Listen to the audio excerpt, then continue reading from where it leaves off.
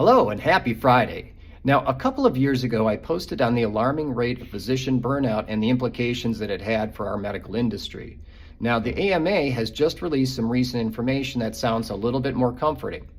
The AMA is the American Medical Association, the largest governing body of all physicians, all different disciplines. And so they cull information from all different physicians. In this case, it was over 12,000 physicians in over 31 different states.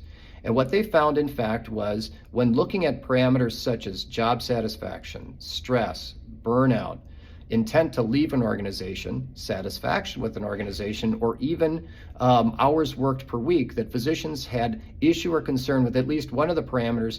And when this peaked, that was at 61%. That was immediately after COVID and some of the kind of downstream issues that COVID always had for stressors.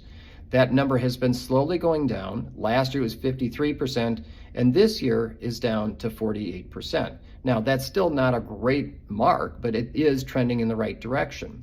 And it's also a good point because physician burnout costs the U.S. healthcare market over $4.6 billion every year.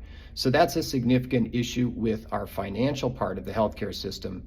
The third part I think that's kind of relevant to this is the source of stress, in this case, was because of staffing issues, the concern that physicians had about not having adequate staffing to provide adequate care, whether it is healthcare shortages from nurses, physician assistants, medical assistants, or PAs.